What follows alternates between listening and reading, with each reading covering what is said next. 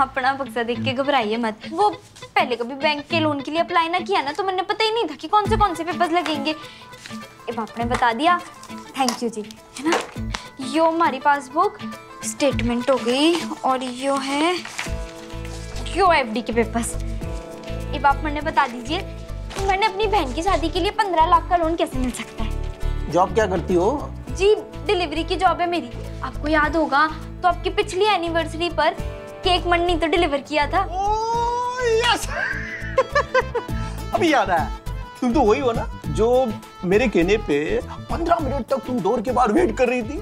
हाँ जी।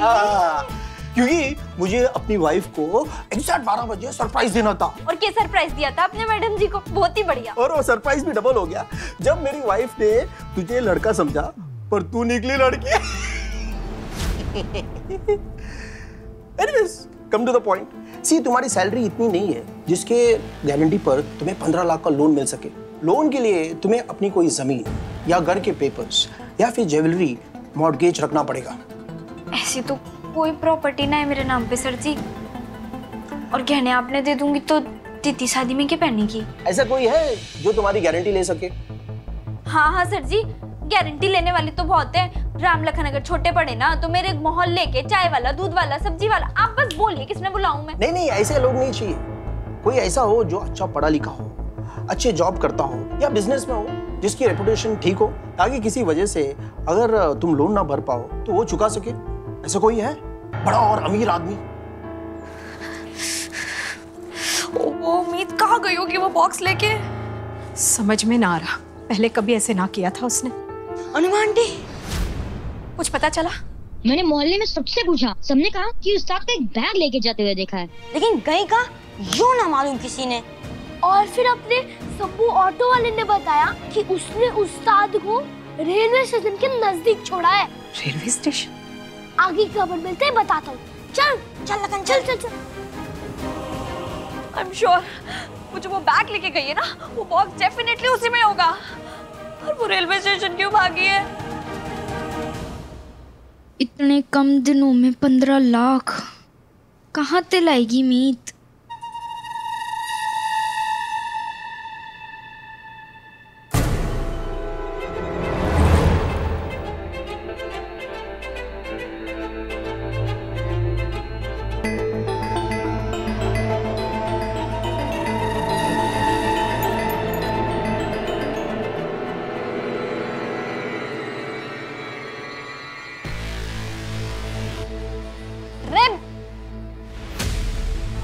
पीछा क्यों?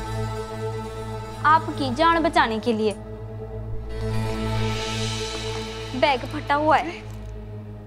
जब तक पता चलता कि इतना कुछ गिरा बैठे हो, तब तक खुद ही ऊपर का टिकट कटवा लेते। बेटी की शादी के लिए एक एक पाई जोड़ के बनाए।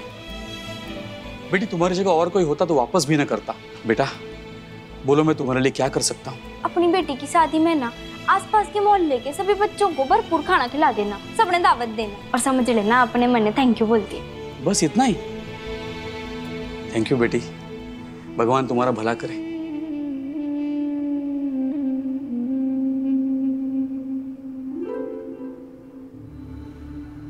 रित, सर जी अंकल आप यहाँ? ये डिलीवरी करना तुम्हारा मेन बिजनेस तो नहीं है ना? ना जी, मेरा तो मेन बिजनेस, साइड बिजनेस सब यू ही है। गलत। तुम्हारा मेन बिजनेस है लोगों की मदद करना, है ना? क्या हुआ?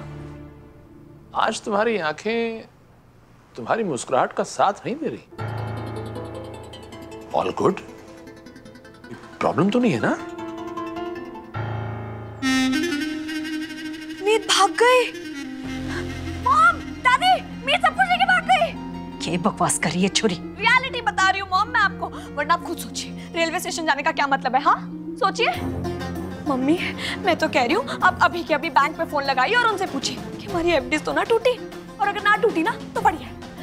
और उन्हें बोलिए कि अगर मीत उनके पास आए तो उसे 1 फूटी कौड़ी देने की जरूरत नहीं है। अब सुन रही है ना मम्मी? तेरा दिमाग तो ठिकाने है ना?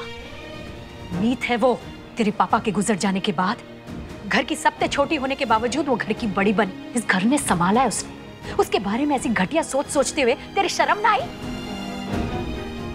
वो पैसे गहने बटोर कर भागेगी। निपटली, अब मेरी सुन। शास्त्रों में लिखा है, आंख देखे तो मक्खी भी ना निकली जाए। शरबत से ज्यादा मीठा और भरोसा एक घर भगवान के और दूजा पागल खाने पहुंचाए। अब तेरी छोरी भागी ना है तो कित गई सुबह सुबह, और गई तो गई, बक्सा लेके क्यों गई? घर ते परचूनी की दुकान तक जाने में 10 बार तेरे कान में फूंकती थी, मैं जा रही, मैं जा रही, मैं जा रही। अब क्या हुआ? अब बोल के क्यों नहीं गई? अम्मा जी होगी कोई वजह। क्या वजह होगी? 15 दिन में मनुष्य का ब्याह है, उसका बोझ कम था के जो जान छुड़ाने के लिए गहनों का बक्सा लेके भाग खड़ी हुई। बहुत इतराती थी ना तू। मेरी छोरी ना है, बेटा है, बेटा। ले भाग गया तेरा बेटा। जिस बहन से राखी बंधवाई उसी बहन के जीवन में आग लगा के भाग गया तेरा बेटा। अम्मा जी सवेरे ते वो घर की सारी जरूरतों को पूरा करने में लगी थी, ये भी घर की किसी जरूरत ते ही निकली होगी। अरे बाबली, अरे सुबह से सबका ध्यान इसलिए रख रही थी कि हमारा ध्यान भटक जाए। सोचा होगा ये सब शांति से चाय नाश्ता करेंगे और घंटे 2 घंटे का फायदा उठा के किसी ट्रेन में चढ़ के चंपत हो जाएगी। अम्मा जी मैं जानू आप उसे पसंद ना करें, वो आपकी मर्जी। आप उसे समझती ना है वो भी बर्दाश्त कर लूंगी, लेकिन ऐसा आरोप ना लगा मेरी मीत पर। वो मर जाएगी पर अपने परिवार ने धोखा ना देगी। स्टॉप इट यार mom, stop it. For God sake चुप कर जाए। आप तो ना मीत की ब्लाइंड भक्त बन चुकी है।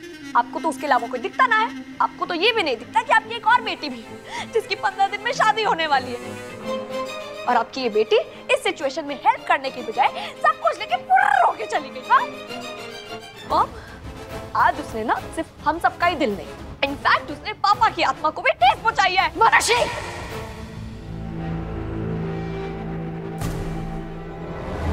ओ, तो लोन का चक्कर है। लेकिन बेटा तुम अगर लोन पर इतनी बड़ी रकम उठाओगे तो फिर ईएमआई देते देते, लोन चुकाते चुकाते तो कई साल लग जाएंगे। मेहनत तो बड़ा यार है ना सर जी अंकल मेरा। जब दीदी की शादी होगी और मेरी फैमिली के चेहरे पे वो हैप्पीनेस होगी ना, वो होगा असली ईएमआई विद इंटरेस्ट। पर यो बैंक मैनेजर ना बात समझ रहा ना जज्बात। पर कोई ना, ऊपर वाले ने चुनौती दी है ना, तो अब 15 लाख तक पहुंचने का धक्का भी यो ही लगवाएंगे। Good thought, that's the spirit.